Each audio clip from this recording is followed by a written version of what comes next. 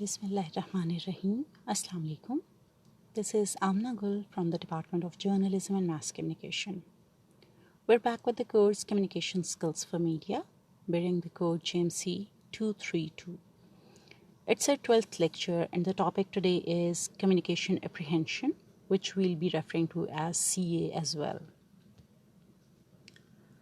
In this lecture, you'll learn about dealing with one of the most common fears in our society, the fear of public speaking, which is referred to as communication apprehension or CA, and we'll also be classifying it. If you are one of those folks that take comfort in the fact, if you're one of those folks who have communication apprehension, be comfortable. You're not alone. There is a large chunk of the population who has a high degree of communication apprehension. Communication apprehension is the broad term that refers to an individual's fear or anxiety associated with either real or anticipated communication with another person or persons. So, communication apprehension is actually about communication with anyone. So, someone having a fear for communication, be that in the real setting, in the real life scenarios, or just expecting to meet someone tomorrow, for example, and apprehending for that. It encompasses both these situations. Communication apprehension is an isolating phenomena, something that makes one feel alone in the struggle. It's a real phenomena that represents a well-documented obstacle not only to academic but also to professional success. CA can impact many diverse areas, from one's level of self-esteem and how you are perceived by others, to success in school or achieving high grade points average, that is GPA, and even landing job interview opportunities. People with higher levels of CA have demonstrated that they will avoid communicative interaction in personal and professional relationships, social situations, and importantly in classrooms. Such avoidance can result in miscommunication and misunderstanding, which only becomes compounded by further avoidance. CA left unaddressed can even lead to a negative disposition towards public interaction, which leads to a lesser degree of engagement, thus perpetuating the fear and further compounding the situation. Now, the anxiety creates a vicious cycle and becomes a self-fulfilling prophecy, but it is a cycle that need not continue. So, in this lecture and in the coming lectures, you will learn about CA. Not necessarily how it develops, as that can be different in every individual, but rather about how people can deal with it effectively. You'll learn about how people develop habitual frames of reference that come to define the way they approach an anticipated experience, and how anyone can employ cognitive restructuring to help change habits that are counterproductive to delivering effective presentations. Habits can be very difficult to break, but the first step is becoming aware and wanting to succeed. Going into any activity with a positive attitude is one of the basic ways of maximizing performance. CA is not something that can easily be eliminated. For example, it does not have a turn off as if controlled by an internal toggle switch, but it doesn't have to remain an obstacle to either success.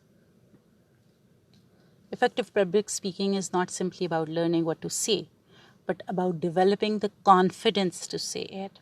For many, it all comes down to overcoming those nerves and convincing yourself that you can actually get up there and speak. Each individual deals with CA most effectively through increased self-awareness and willingness to work on reducing its impact. To conquer the nervousness associated with public speaking, one must identify the factors that lead to this anxiety and then take specific steps to overcome the apprehension. So, as Chanakya says, as soon as the fear approaches near, attack, and destroy it. And this works very well if you start working on that. Now, communication apprehension is not the result of a single cause, and so the phenomena itself comes in many forms. It is important for each person to recognize that their particular sort of CA, or we can call it a personal brand, is a phenomena that is developed uniquely through each of their lives and experiences. Just as each individual is different, so too is each case of CA. There are specific distinctions between stage fright, a term that is reserved for the common, virtually universal nervousness felt by everyone, and CA, which is essentially stage fright with a corresponding emotional trauma attached. Scholars are somewhat divided, however, on whether CA is something inherent in the individual or if it is the result of experience. In most people, it is very likely a combination of factors.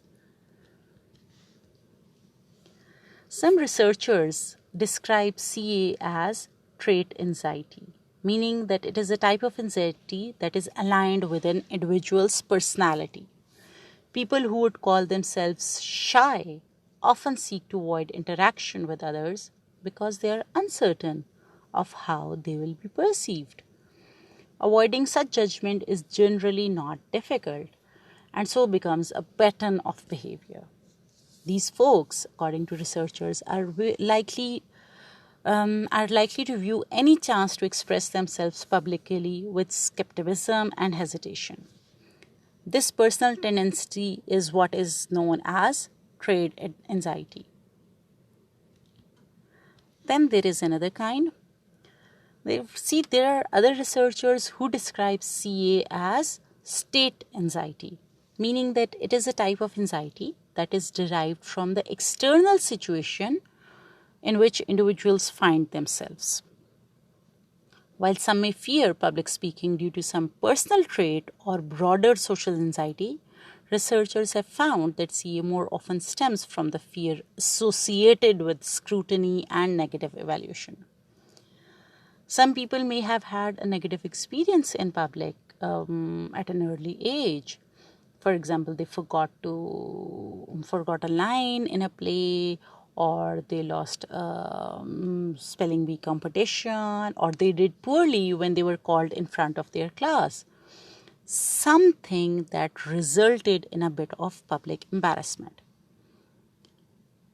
Others may have never actually experienced that stress themselves, but may have watched friends struggle and thus empathized with them. These sorts of experiences can often lead to the formation of a state anxiety in an individual. So for this case, for example, it is about the external conditions. Then the third, there are still other researchers who discuss CA as what is called a scrutiny fear, which stems from an activity that does not necessarily involve interacting with other people, but is simply the fear of being in a situation where one is being watched or observed, or one perceives him or herself as being watched while undertaking an activity. When asked to categorize their own type of CA, many people will identify with this phenomena. I'll give you a minute. Just think about what type of CA are you having?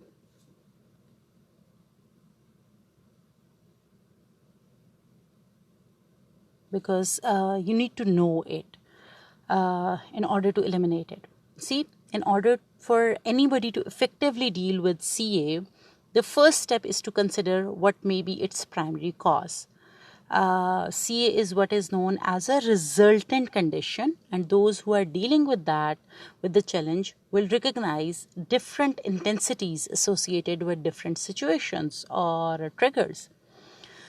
This means that overcoming the condition requires first that you recognize and then minimize the cause. Each person is different, and so each case of CA is personal and unique. Trait anxiety can be one contributing factor to CA, but is often part of a much larger condition.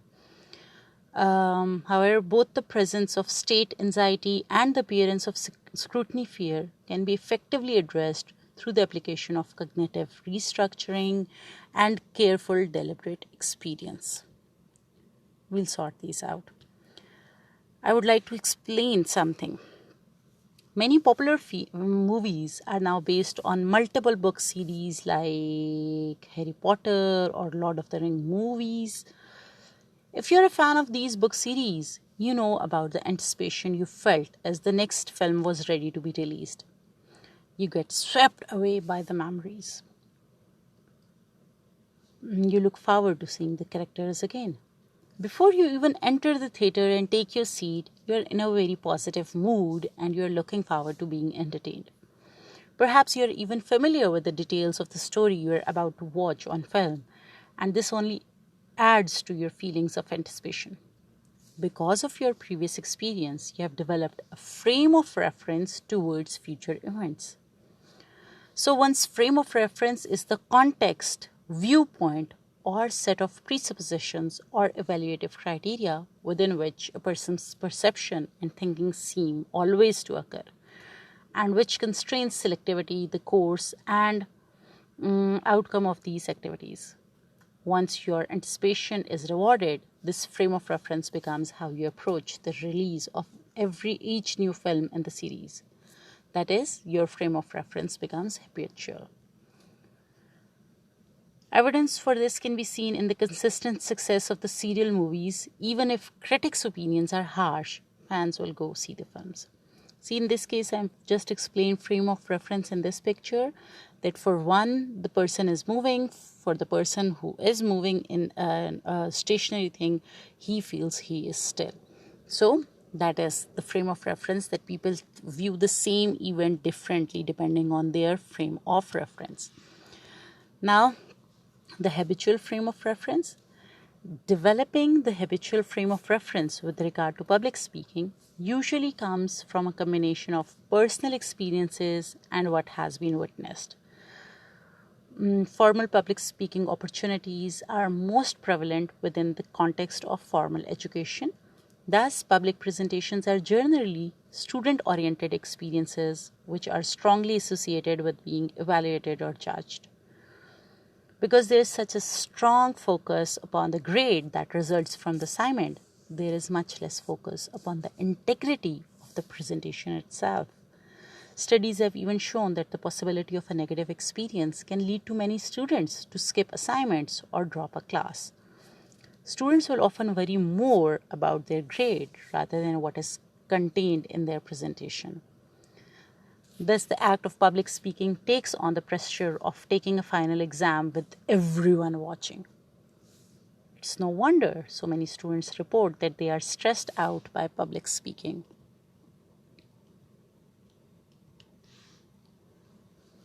Personal frame of reference. We can all recall a time when we have met a group of friends, for example, for lunch. Try to recall an instance when the conversation centered on the latest popular movie and you happen to be the person in the group who saw it the night before. Was it fun? Was it worth the money? Should we go to see it too? Everyone else around the table would look at you and wait to hear what you had to say. And what happened when you were faced with all these questions? Well, probably you focused on your favorite parts. Probably you told the story in some sort of organized manner. Probably you asked your friends whether or not they wanted to give away wanted you to give away the ending, and probably you were fine with any of your friends interrupting while you were talking. In short, you presented to your audience. But since the action of public speaking or public presentation was not undertaken within the stressful context of a graded assignment, but rather within the positive context of lunch with friends, you did not feel the same level of CA as with other presentations. The action was essentially the same, but the way you approached the action was different, solely because you perceived of yourself engaging in a fun activity, that was lunch with friends, and not in a stressful one, that is public speaking. Think about how many different experiences have prompted the formation of a habitual frame of reference in you. Social events with friends, holidays with family, weekly meeting at where you do your internship. So consider whether the way you approach the situation has anything at all to do with the sort of experience that follows. Is there a correlation between positive mood and positive outcome? Think of all the motivational aphorisms and advice you have heard. Think positive or expect success, all of which are based on the idea that approaching an activity with a positive attitude about your potential success is the best strategy. We need to build a positive attitude about doing something we are afraid to do. Nelson Mandela said, "I learned that courage was not the absence of fear, but the triumph over it. The brave man is not he who does not feel afraid, but he who conquers that fear." This is very true. Nobody is fearless, but the brave one, the courageous ones are those who conquer their fear, who learn to deal with that fear. Now we'll move towards cognitive restructuring. Cognitive restructuring is an internal process through which individuals can deliberately adjust how they perceive an action or experience. See, since the major difference between presenting to a public audience versus presenting to a small group of close friends involves one's attitude about the situation, overcoming CA is a much better, as much a matter of changing one's attitude as it is developing one's skills as a speaker. A change in attitude can be fostered through a self-reflective regime called cognitive restructuring, and we'll refer to it as CR, which is, as I just said earlier, which is an internal process through which individuals can deliberately adjust how they perceive an action or experience.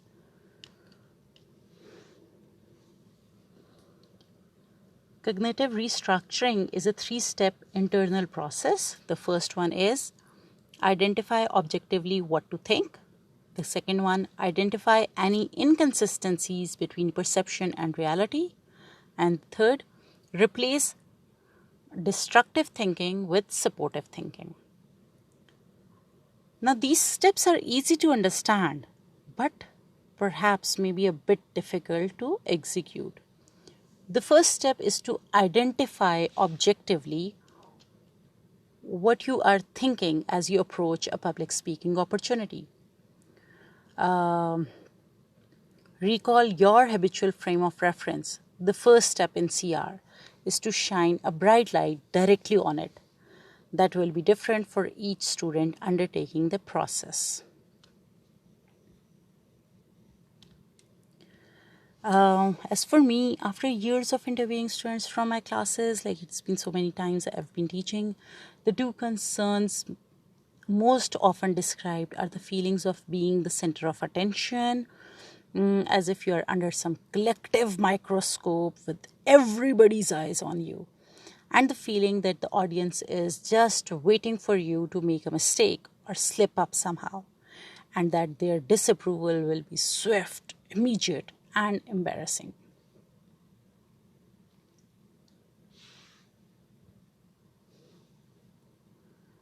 So let's wind it up. Today we learned about